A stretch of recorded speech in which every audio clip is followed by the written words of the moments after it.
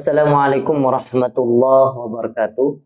Hamdan wa syukran laka ya Allah, salatan wa salaman alaika ya Rasulullah, amma ba'du. Pemirsa dakwatuna yang dirahmati oleh Allah Subhanahu wa taala, alhamdulillah siang kali ini kita bisa berjumpa kembali di Dakwatuna Podcast, yaitu tentang hukum-hukum agama yang kita akan bahas pada kesempatan kali ini. Alhamdulillah pemirsa yang dirahmati oleh Allah Subhanahu wa taala, tema saat ini yaitu jamaah ngajak anak jamaah di masjid. Pernah membaca suatu ketika di sebuah kelas, ayah ajaklah aku ke masjid. Masya Allah, ini menarik Ustaz. Sekarang banyak orang tua ingin mengajak anaknya ke masjid, tapi ada sisi lain Ustaz yang jamaahnya itu kok bawa anak, bukan mengganggu.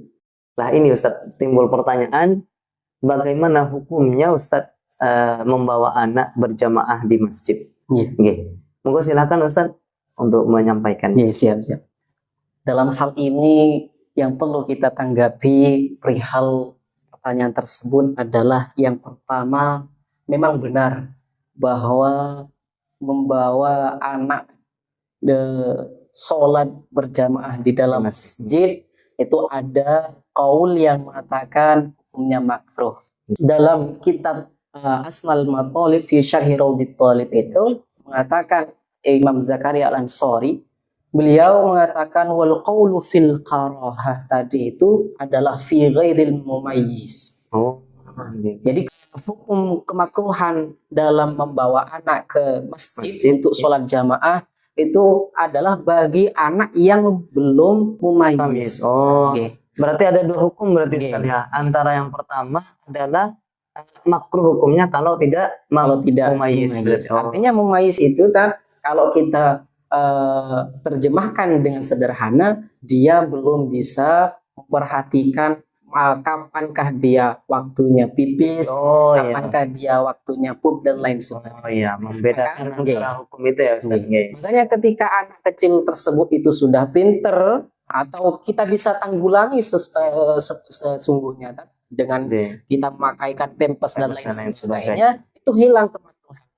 Makanya beliau Al-Imam Zakaria Al-Ansari mengutip fatwanya, beliau Al-Walid An-Nashri mengatakan bahwa membawa anak ke masjid untuk sholat jamaah itu kan adalah didorong mempelajari. Untuk belajar, memberikan pelajaran yang baik sehingga anak itu diharapkan di usia remaja atau usia dewasanya dia cinta masjid ya Ustaz ya, giat ke masjid dan lain sebagainya. Masya Allah. Makanya beliau mengatakan dalam kitab tersebut bi anna ta'lim masyibian fil masjid amrun hasan. Berarti intinya kalau misalnya li ta'lim itu adalah perkara yang baik, maka diperbolehkan Ustaz. Tidak ada kata makruh lagi berarti. Tidak ada kata makruh lagi.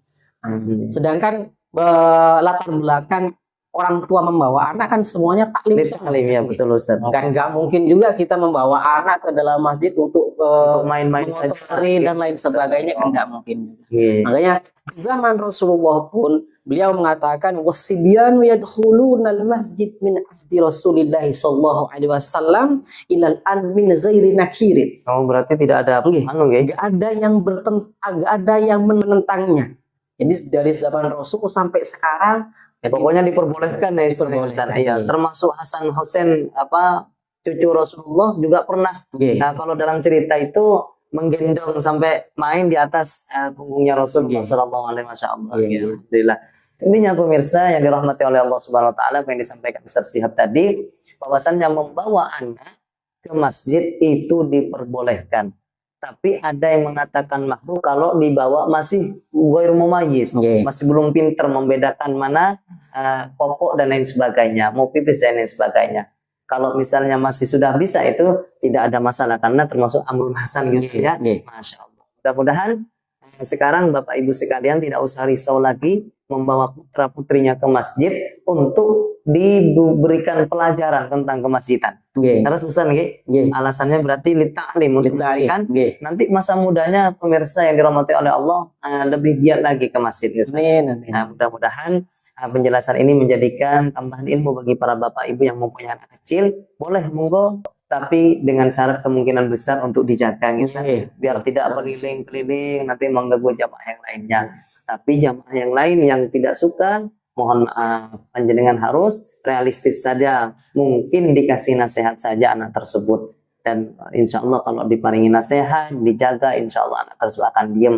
Dan mudah-mudahan para pemirsa sekalian mendapatkan barokahnya. Amin ya rabbal alamin. Intinya, ayo anak kita ajak ke masjid untuk belajar tentang kemasjidan sampai cinta ke masjid nantinya.